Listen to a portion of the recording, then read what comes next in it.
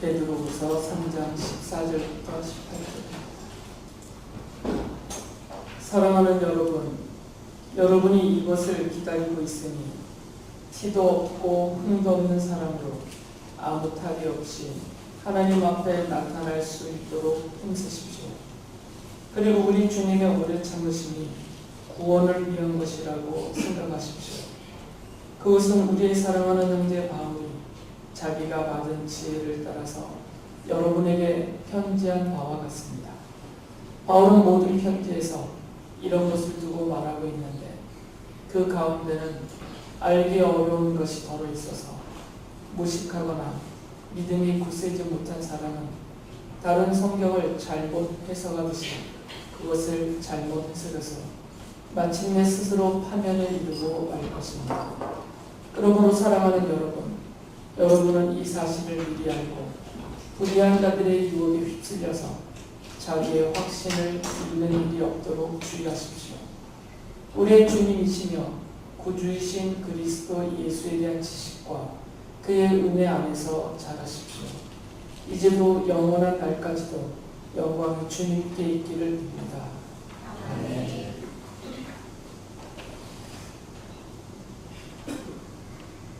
앞선 시간에 말씀드렸듯이 베드로는 성도들을 어떤 사람이냐라고 정의를 했냐면 하나님의 나라인 새하늘과 새 땅을 기다리고 있는 사람들이다라고 말했어요.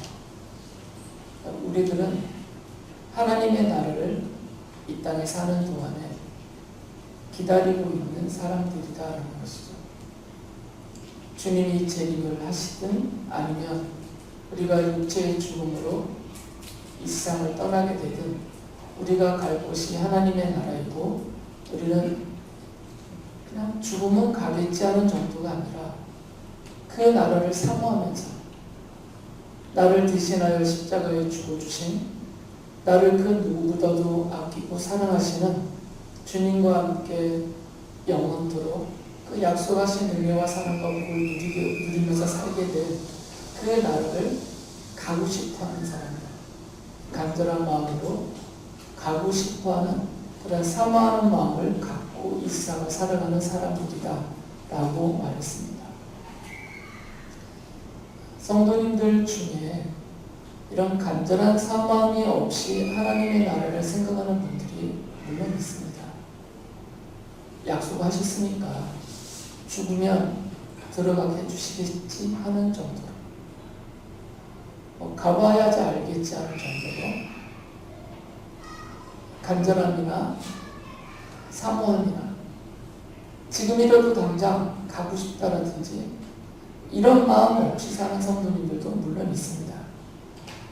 그러나 그 마음에 간절함이 있던 아니면 그런 간절함이 부족하든 간에 세상 창조자의 하나님이 선택하셔서 하나님의 자녀로 부르신 모든 성도들에게 그리고 그 성도들을 위하여서 십자가에서 대신하여서 그 죄와 형벌을 다 받고 죽어주신 그 예수 그리스도를 믿는 그 믿음이 있는 성도들에게는 하나님의 나라는 약속되어 있습니다. 이거는 취소되지도 않고 변하지가 않습니다.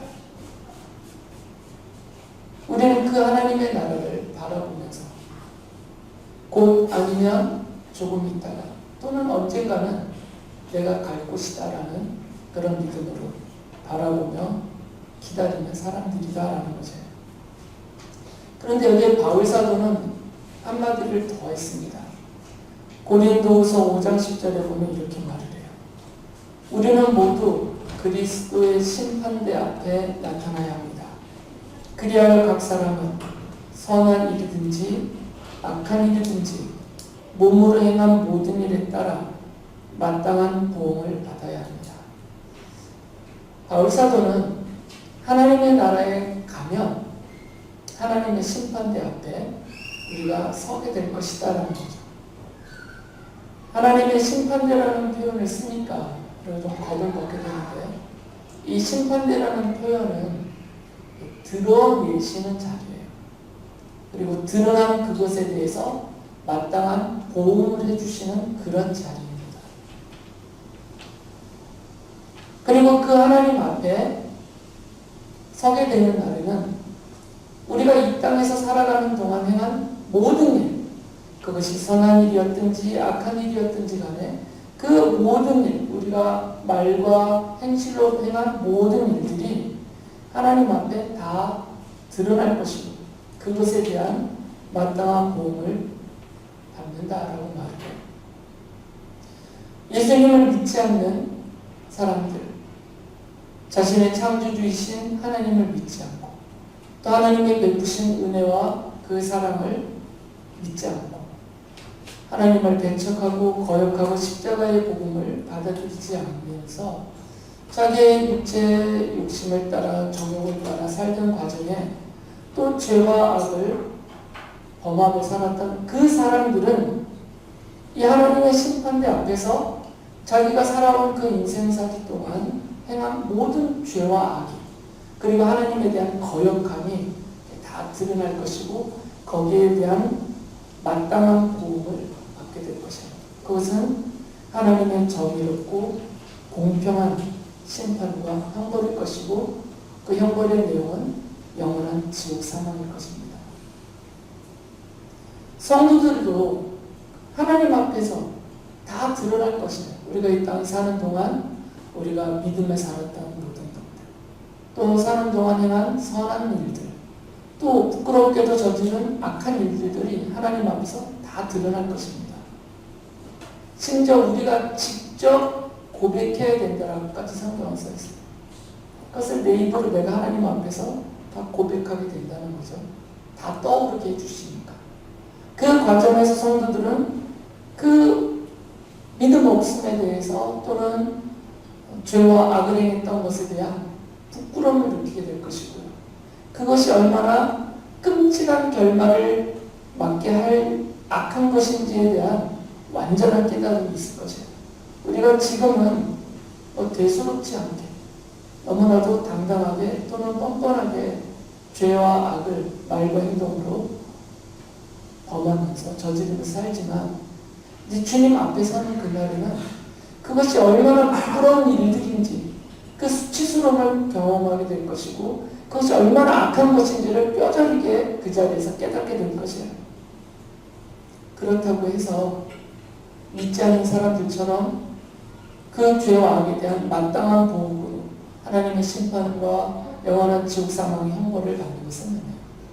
그 수치스러운 부끄러움과 끔찍한 죄악에 대한 죄의식이 온전하게 다 일어나는 상황에서 동시에 그런 나를 선택해 주셨고 그런 나를 잘 삼아 주셨고 나를 대신해서 내 죄와 악에 대한 형벌을 대신하여 받고 죽어주신 예수 그리스도의 십자가의 사랑이 얼마나 큰지 감격하게 될 것입니다. 그 모든 죄를 용서해 주신 하나님의 은혜를 진심으로 감사하며 감격하게 될 것이에요. 그리고 그 감사와 감격 속에서 영원한 하나님 나라의 생명을 누리게 될 것입니다. 저도 여러분도 육체를 벗고 하나님 나라 들어갈 때 하나님 앞에서 이렇게 하게 될 것이에요. 이것은 사도들을 통해서 주님이 우리에게 미리 알려주신 내용입니다. 그래서 이 사실을 성도들이 알고 믿고 하나님 나라를 사모할 때 이 사실도 잊지 말라는 거죠. 난 천국 갈 거야 이것만 생각하지 말고 나는 하나님 나라 들어갈 때 하나님 앞에서 내가 이 땅에서 살면서 행한 모든 일, 선한 일이든 악한 일이든 그 모든 일을 그 앞에서 다 드러나고 고백하게 될 것이다라는 이 사실을 알고 이렇게 살라고 말해요. 베드로후서 3장 14절에 보면 사랑하는 여러분, 여러분이 이것을 기다리고 있으니 티도 없고 흠도 없는 사람으로 아무 탈이 없이 하나님 앞에 나타날 수 있도록 있으십시오. 이걸 알기 때문에 이런 일이 벌어지지 않는다면 그냥 막 산다고 해서 문제가 되겠어요. 그냥 죽으면 천국 가게 될 것인데 이건 약속된 일이니까 그건 취소되지 않는 분명한 사실이니까 내가 좀 죄를 지었다 하더라도 난 천국 갈 거니까.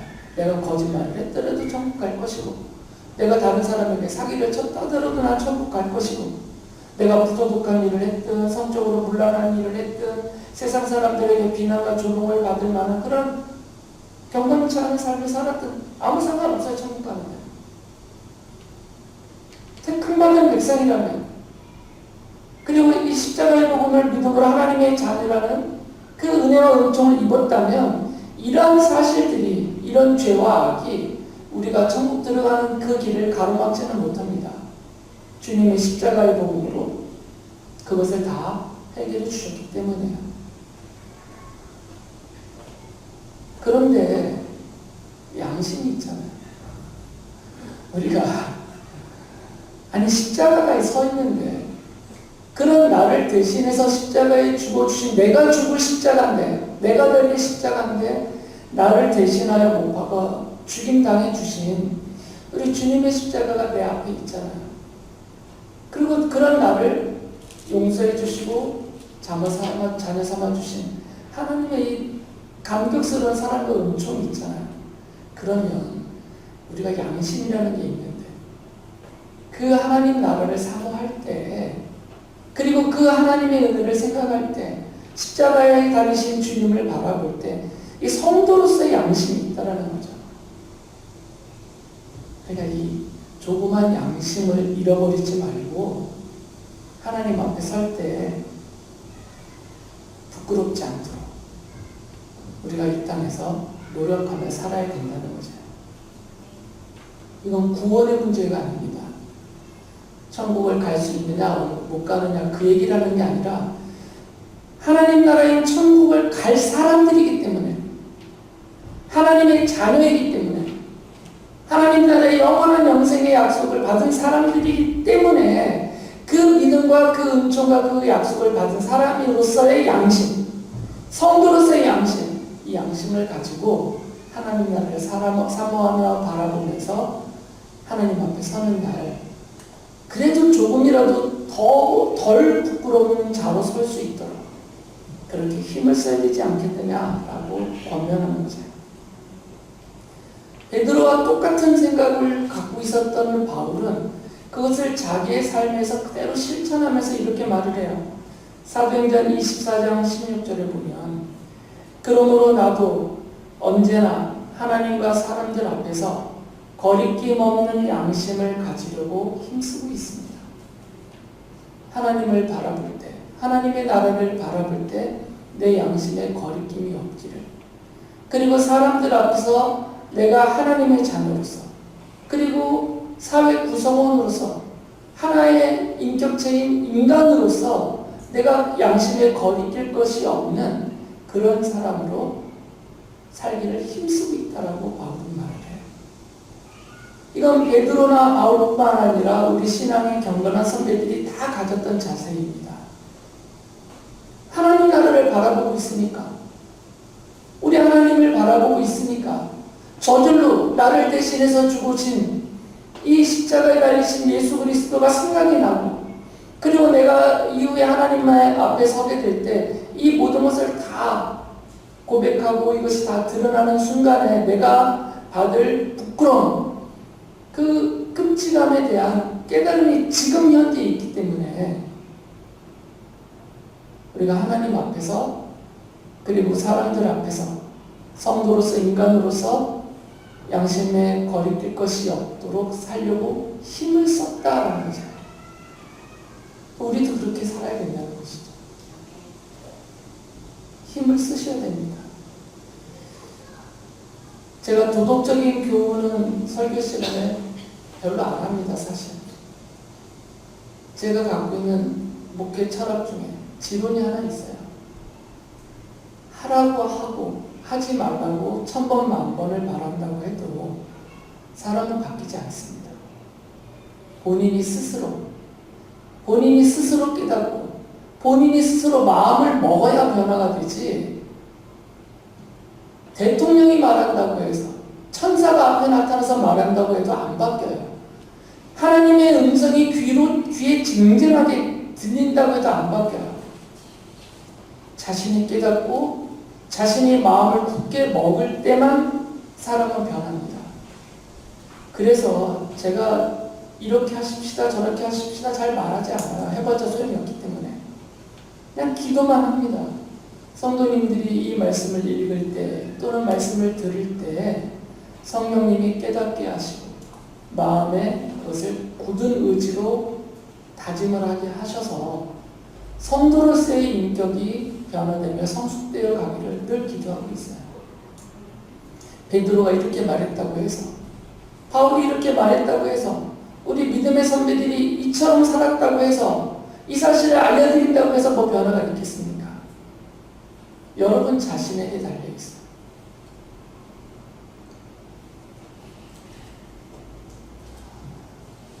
우리가 마음을 먹어야 됩니다. 내 마음을 굳게 먹어야 돼. 하나님 앞에서 그리고 사람들 앞에서 성도로서 하나의 인간으로서 양심에 걸릴 것이 없도록 내가 살려고 마음을 굳게 먹을 때 실제로 그런 삶이 조금이라도 이루어지는 것이죠. 베드로는 이건 지금 나만 말하고 있는 것이 아니다.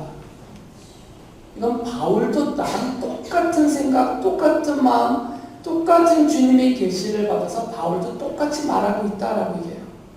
특히 베드로서 앞부분에서 불의한 사람들, 주님의 재림과 그날에 있을 세상의 종말과 영원한 하나님의 나라를 믿지 않고 그것을 부정하면서 오히려 조롱하는 사람들,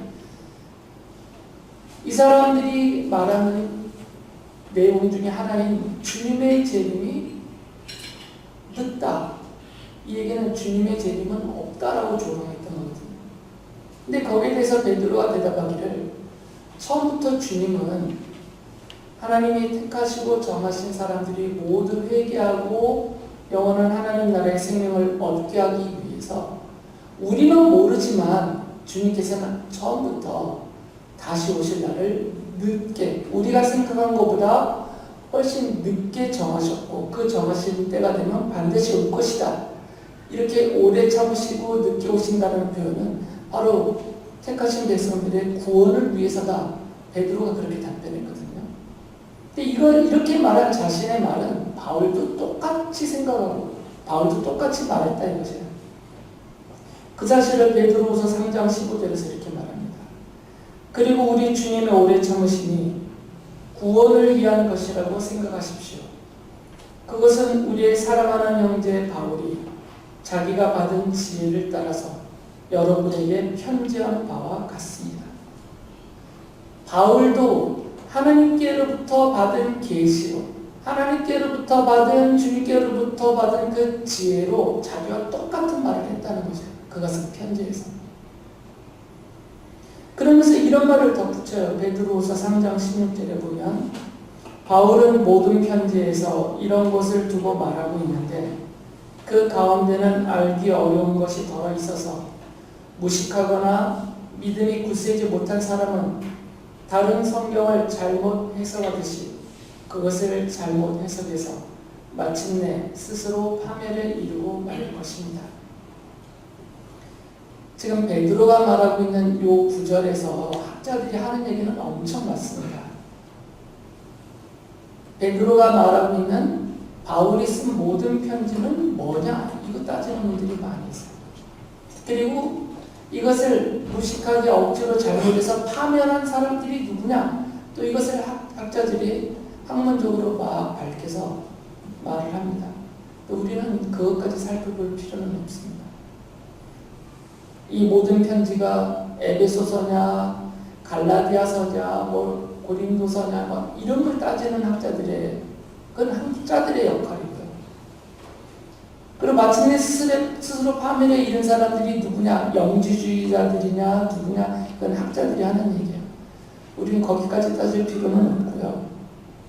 제가 몰라서 말씀 안 드리는 거 아닙니다. 근데 굳이 이것까지 말씀드릴 필요가 없어서. 여기서 베드로가 강조하는 건 뭐냐면 바울이 쓴 편지를 다른 성경과 같은 권위로 인정했다는 겁니다. 바울의 편지를 다른 성경과 같은 수준으로 베드로가 말하고 있어요. 이미 교회적으로 바울은 택함받은 사도로서 하나님의 주님의 계시를 직접 받아서 하나님의 뜻을 대신하여서 편지로 교회들을 향하여서 써보냈기 때문에 그 바울이 갖고 있는 권위는, 그 사도적인 권위는 마치 구약시대 때 예언자들이 갖고 있던 권위와 동일한 권위로서 그 예언자들의 글이 하나님의 말씀인, 기록된 말씀인 성경의 권위를 갖고 있는 것처럼 바울이 쓴 편지도 기록된 하나님의 말씀으로 동일한 성경의 권위를 갖고 있다, 이렇게 말하는 거죠. 이 사실을 말하는 이유는 뭐냐면 앞서 말했잖아요. 바울과 내가 똑같은 말을 하고 똑같은 생각을 하고 똑같은 편지를 썼다는 거죠. 같다라는 겁니다. 그 얘기는 베드로가 바울의 편지가 다른 성경과 같은 권위가 있다면 자신이 쓰고 있는 이 편지도 자신과 바울이 동등하니까 같은 권위, 성경과 같은 권위가 있다라고 저는 간접적으로 말하는 겁니다. 왜 그러냐면 베드로가 편지로 써보낸 이 말들을 사람의 생각과 사람의 말로 함부로 여길까봐 걱정해서 하는 말이에요. 바울이 주님께로부터 계시를 받았던 것처럼 베드로도 동일한 계시를 받은 거거든요. 주님이 바울을 선택해서 구약의 예언자들을 선택해서 구약의 성경들을 기록하게 하셨던 것처럼 바울을 선택해서 편지로서 하나님의 뜻을 기록하게 하신 것과 동일한 방식으로 주님께서 베드로를 선택하셨고 베드로에게 계시하시고 성령님이 그를 사로잡아서 그의 편지를 통하여서 주님의 뜻을 기록하게 하여 교회와 성도들에게 주신 거거든요. 그래서 베드로 사도가 이 사실을 강조하는 겁니다. 자기가 지금 편지로 써보낸 이 내용들을 사람의 생각으로 받아들이지 말고 사람들이 말하는 흔한 이야기로 받아들이지 말고 주님의 말씀으로 받아들이라는 겁니다. 구약 성경을 하나님의 기록된 말씀으로 받아들이는 것처럼 바울이 쓴 편지를 하나님의 기록된 말씀으로 받아들이는 것처럼 지금 내가 써서 보내면서 하는 이 말들도 기록된 하나님의 말씀으로 받아들이라는 거죠. 이것을 강조하는 이유는 하나님의 나라를 사모하면서 그리고 주님의 재림과 세상의 종말과 그 하나님 나라에 들어가게 될 것과 그 나라에 들어갈 때 하나님 앞에 서게 될 이 모든 것에 대한 자기가 하는 말은 하나님의 말씀이라는 것입니다. 그것을 의심하지 말라는 거죠. 그래서 성도들은 주님이 재림하시는 우주적인 종말이 오든지 아니면 성도가 개인적인 육체의 죽음으로 개인적인 종말을 맞이하게 되든지 베드로가 말하고 바울이 말하는 것처럼 모든 성도는 하나님 앞에 서게 될 것입니다. 그리고 그날에 성도들은 하나님 앞에서 부끄럽지 않도록 세상에서 육신으로 살아가는 동안에 바울이 말하고 베드로가 말한 것처럼 하나님과 사람들 앞에서 양심에 거리낄 것이 없도록 그래도 조금이라도 더 부끄럽지 않도록 하나님의 자녀답게 거룩하고 경건하게 살기를 힘써야 합니다. 왜 이것을 베드로 사도가 강조하냐면 불의한 자들이 성도들을 계속해서 유혹하기 때문에 그냥 내버려 두면 신앙생활 잘할 것 같아요. 나 그냥 내버려 두면 잘할 것 같아요. 근데 내버려 두지를 않는다고요. 성도들을 내버려 두지를 않아요. 왜 그러냐면 그 사람들이 앞서서 제가 말씀드렸듯이 자신들의 불의함을 정당화하는 그 명분으로 다른 사람들이 다 같은 불의함에 빠지게 만들거든요. 그 과정에서 성도들도 그 불의함에 빠뜨리려고 계속 유혹합니다. 그러니까 내버려 두지는 않습니다. 베드로는 이 불의한 사람들이 누군지에 대해서 정의를 해줬죠. 다시 한번 생각해보면 베드로후서 2장 10절에서 이렇게 말해요. 특히 더러운 정욕에 빠져서 육체를 따라 사는 자들과 권위를 멸시하는 자들을 그렇게 하실 것입니다. 그들은 대담하고 거만해서 겁도 없이 하늘에 있는 영광스러운 존재들을 모욕합니다. 베드로가 말하는 이 불의한 사람들, 성도들을 그 불의함으로 유혹하여 끌어들이는 이 사람들은 누구냐? 우리 주님의 재림과 그날에 있을 세상의 종말을 부정하는 사람들이에요. 하나님을 부정하고 하나님 나라를 부정하는 사람들입니다. 그러면서 더러운 정욕에 빠져서 육체를 따라 살고 그 과정에서 하나님을 부정하고 하나님 나라를 부정하기 때문에 이 땅의 것만 쫓고 그것을 좀 더 얻으려는 그 탐욕과 이기심 때문에 담대하게 거침없이 죄와 악을 범하며 사는 사람들, 이 사람들을 불의한 사람들이라고 말했습니다. 그런데 이 불의한 사람들이 사람들을 유혹하는 중에 성도들도 가리지 않고 유혹해서 자신들의 불의함에 동참시키려고 한다는 거죠. 그래야만 내가 죄의식과 죄책감이 흐려지고 옅어지고 자유를 얻을 수 있기 때문에. 그래서 베드로가 이렇게 성도들에게 주의를 줍니다.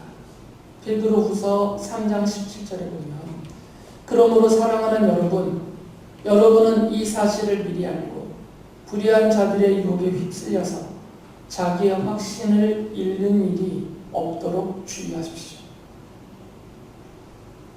베드로가 왜 이 불의한 사람들의 유혹을 계속 경고하냐면 이 불의한 사람들의 유혹을 뿌리치지 못해서 그들의 불의함에 성도들이 휩쓸려 들어가게 되면 잃어버리는 게 있다는 거죠.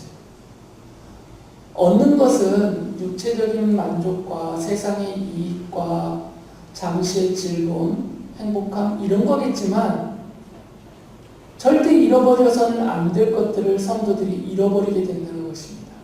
그게 뭐냐면 바로 확신이에요. 불의한 자들의 유혹에 휩쓸려서 그들의 불의함에 빠지면 그리고 그것이 계속 오래 지속되면 성도들이 확신을 잃어버리게 됩니다. 자신이 선택받았다는 하나님의 자녀로 택함받고 부르심을 받았다는 확신을 잃어버려요. 내가 지금 당장 죽으면 천국에 갈 수 있다는 확신을 잃어버리게 됩니다. 하나님이 나를 사랑하신다는 확신을 잃어버리게 돼요. 하나님이 지금 나와 함께하고 계시다는 확신을 잃어버립니다. 너무나 소중한 것들인데 그리고 반드시 가지고 있어야 될 것인데 이것들에 대한 확신을 잃어버려요. 자신이 받은 구원에 대한 확신을 잃어버리게 됩니다. 이 확신을 잃어버리면 잃어버렸다 나중에 다시 정신 차리면 되지 이 문제가 아닙니다. 이런 확신을 잃어버리게 되면 생활이 망가져요. 자신이 하나님의 자녀라는 정체를 잃어버리게 되기 때문에 이게 옅어지거든요. 이걸 잃어버리게 되면 그 다음부터는 양심의 거리낌이 없어집니다. 그래서 성도로서 그냥 성도 아닌 사람들과 크게 구별되지 않는 삶을 막 살게 돼요. 그래서 베드로가 안타까운 마음으로 주의를 주는 겁니다.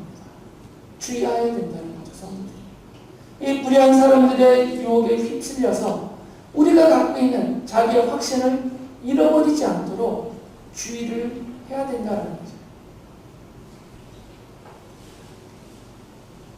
바울은 이런 말을 덧붙였어요. 디모데후서 1장 12절 보면 그러므로 나는 이런 고난을 당하면서도 부끄러워하지 않습니다.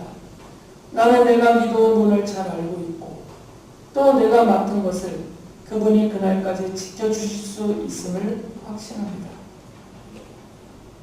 고난 중에도 이게 유혹에 휩쓸려서 불의함에 빠질 때만 확신을 잃어버리는 게 아니고요. 견디기 어려운 고난을 겪을 때도 확신을 잃어버리거든요, 성도들. 그러니까 유혹에 휩쓸려서 불의함, 곧 죄와 악에 그리고 부도덕함에 성도답지 못한 삶에 휩쓸려 들어갈 때만 확신을 잃어버리는 게 아니라 믿음이 있는 성도들이 감당할 수 없는 고난을 당해도 확신을 잃어버린다는 거죠. 그래서 베드로도 바울도 이런 경우들을 계속 말해주는 겁니다. 그러면서 확신을 잃어버리면 안 된다는 것이죠. 히브리 기록자는 이런 말로 격려를 해요. 히브리서 10장 35절 36절에 보면 그러므로 여러분의 확신을 버리지 마십시오. 그 확신에는 큰 상이 붙어 있습니다. 여러분이 하나님의 뜻을 행하고서 그 약속해 주신 것을 받으려면 인내가 필요합니다. 성도들이 불의한 자들의 유혹에 휩쓸려 들어가지 않고 그래서 그 양심에 부끄러울 것이 없도록 살려고 힘을 쓰면서 닥치는 고난도 인내하면서 하나님의 뜻을 따라 하나님의 자녀답게 살면 큰 상이 약속되어 있다는 것이죠. 물론 당연한 이 큰 상은 우리가 받아서 누리게 될 영원한 하나님의 나라이고 그 나라에서 누리게 될 영광일 것입니다. 그리고 이 땅에 사는 날에도 바울이 말했던 것처럼 주님이 지켜주실 것이기 때문에 주님이 돌봐주실 것이기 때문에 이 땅에서도 하나님의 자녀로서의 영광 이것을 잃지 않게 해주실 것이다라는 거죠. 근데 그러려면 인내가 필요하다는 겁니다. 유혹에 휩쓸리지 않으려면 인내가 필요하고요. 고난으로 확신을 잃어버리지 않고 이겨내려면 인내가 필요하다는 거죠. 성도님들이 인내하셔야 됩니다. 이 인내는 믿음으로 하는 인내입니다. 하나님의 나라를 믿고 소망하는 인내예요. 믿음 없는 그냥 참는 것 이걸 말하는 게 아니고 믿음으로 인하여서 생기는 인내예요. 믿음 때문에 인내합니다. 그래서 베드로 사도가 성도들이 불의한 자들의 유혹에 휩쓸리지 않기 위해서 그래서 이런 확신을 잃어버리지 않기 위해서 어떻게 해야 될지를 방법을 제시해 주었어요. 베드로후서 3장 18절을 보면 이렇게 말합니다. 우리 주님이시며 구주이신 그리스도 예수에 대한 지식과 그의 은혜 안에서 자라십시오. 이제도 영원한 날까지도 영광이 주님께 있기를 빕니다. 자라야 된다는 거죠. 자라지 않으면 확신을 잃어버리고 유혹에 넘어간다는 거죠. 베드로 사도가 이런 말을 해요. 베드로전서 2장 2절에 보면 강한 아기들처럼 순수하고 신령한 젖을 그리워하십시오. 여러분은 그것을 먹고 자라서 구원에 이르러야 합니다. 성도들이 내가 갓난아이 수준이다라는 것을 인정하셔야 돼요. 나는 이미 다 컸다. 나는 이미 영적으로 다 컸다. 근데 나는 누구의 말도 들을 필요 없고 심지어 목사의 권면도 필요 없고 나는 스스로 이미 신앙이 완전히 성숙되어서 내가 스스로 하나님을 만나고 내가 스스로 성경을 다 해석할 수 있고 내가 스스로 기도하여 주님의 계시와 뜻을 듣고 있고 나는 이미 다 성숙했기 때문에 나는 부끄러울 것도 없고 거리낄 것도 없다. 이런 생각하지 말아요. 사도들은 늘 성도들을 가리키면서 뭐라고 말했냐면 겸손하라고 했어요. 이 겸손은 겸손한 척이 아니라 실제로 낮아지라는 얘기예요. 자신이 갓난아기와 같다라는 생각을 가지라는 겁니다. 그게 안전하다는 거죠. 물론 성도님들 중에는 이미 성자 소리 들을 수 있는 분들이 있어요, 당연히. 그리고 오랜 신앙생활을 통해서 정말 성숙한 성도, 신앙 인격을 지닌 분들이 많이 있습니다. 그런데 자신의 그 성숙함 정도를 됐다 하는 순간 유혹에 빠진다는 거죠. 확신을 잃어버리는 안타까운 일들이 발생한다는 겁니다. 내가 한시라도 단 한순간이라도 나는 다 자랐다. 나는 충분히 성숙하다. 이런 생각하지 말라는 것이죠. 그 순간 교만에 빠지고 그것이 누적되면 무너지게 돼 있습니다. 실제로 그런 사람들이 다 무너지고 있습니다. 진단하는 방법은 간단하죠. 귀를 닫는 사람들은 이미 다 컸다라고 하는 사람들 안 들어요. 다른 사람의 소리를 안 듣습니다. 하나님의 말씀에 귀를 기울이지 않습니다. 나는 이미 다 컸으니까. 이미 다 컸으니까 나는 필요 없다. 이런 생각을 갖고 살아요. 그런데 베드로 사도는 강조했어요. 가난한 아기들이 순수하고 신령한 저들 사모하듯이 그런 마음으로 하나님의 말씀을 사모하라는 거죠. 이 신령한 뜻은 하나님의 말씀에 대한 비유입니다. 성도들은 아직도 몰랐다는 겁니다. 물론 저도 아직도 몰랐어요. 성경을 저도 아직도 잘 몰라요. 성도님들이 질문하면 제가 모르는 것이 있어요.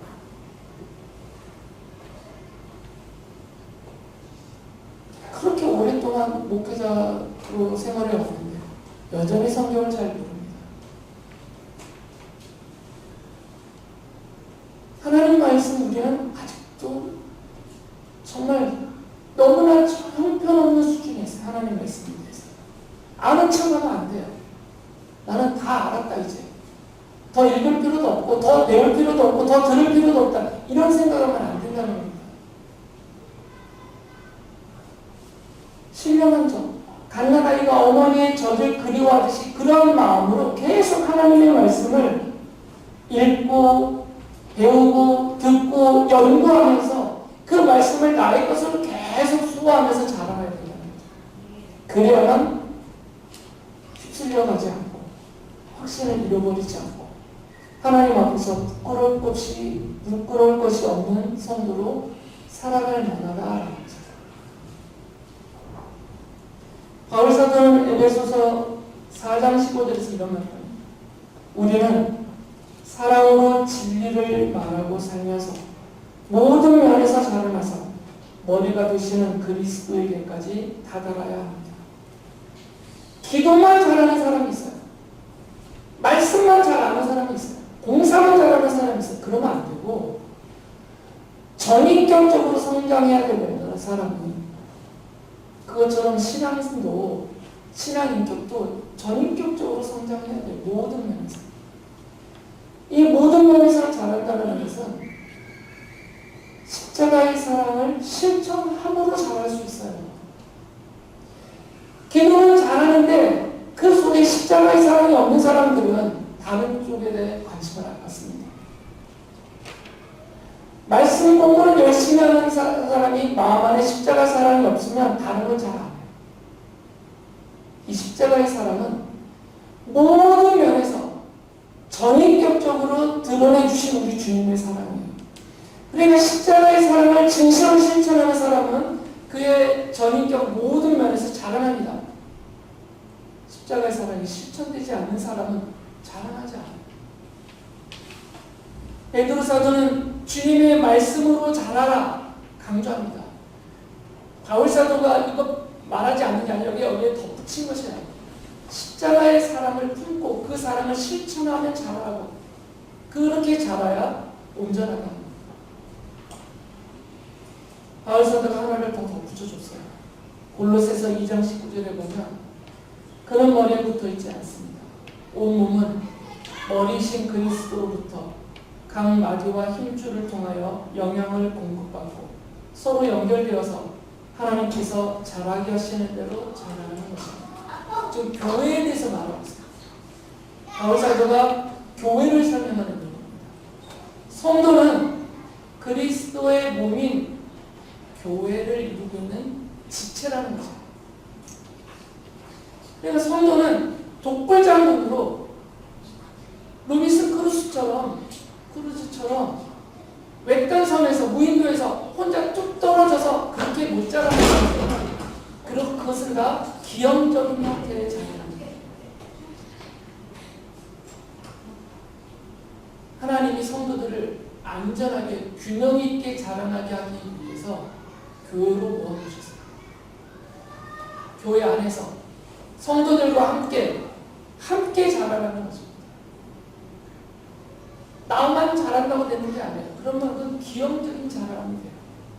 성도들과 함께 교회로 모여서 함께 택함받고 사랑받은 하나님의 자녀들과 함께 서로 교류하면서 서로를 서로에게 공급해주고 또 공급을 받아가면서 함께 자라가는 거죠. 왜 그러냐면 어떤 성도는 나보다 기도를 열심히 잘할지인지, 어떤 성도는 나보다 하나님의 말씀을 더 열심히 읽고 공부하고 더 많이 알아요. 그러면 내가 그분에게 기도의 도움을 받고 내가 그분에게 하나님의 말씀의 도움을 받으면서 내가 잘할 수 있어요. 그런데 나는 저분들보다 찬양을 통해서 더 주님을 깊이 만나는 은사가 있어요. 그러면 나는 또 찬양으로 그분을 도울 수 있어요. 이렇게 서로서로를 도우면서 서로서로에게 영향을 공급해주고 공급받으면서 함께 자라게 하셨다는 거예요.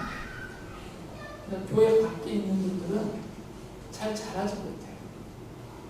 그리고 교회 바깥에서 다른 이상한 곳에 가서 그런 분들과 함께 어울리면서 배우는 사람들은 기형적으로 자랄 가능성이 있습니다. 그래서 성도들은 불의한 사람들의 유혹에 휩쓸리지 않기 위해서 하나님의 진리인 하나님의 말씀과 그리고 하나님의 은혜와 교회 안에서 그리고 십자가의 사랑을 실천하면서 성숙한 하나님의 자녀로 자라기를 힘써야 됩니다. 성도들은 주님의 재림과 세상의 종말과 하나님의 나라에 대한 그 믿음과 확신을 잃어버리지 않기 위해서라도 하나님의 말씀과 하나님의 은혜와 그리고 교회 안에서 하나님의 교회 안에서 성숙한 하나님의 자녀로 자라야 합니다. 성도들은 하나님의 말씀을 읽고 배우고 연구하고 그리고 예배하고 기도하면서 십자가의 사랑을 실천하면서 하나님의 은혜 안에서 자라기를 힘써야 합니다.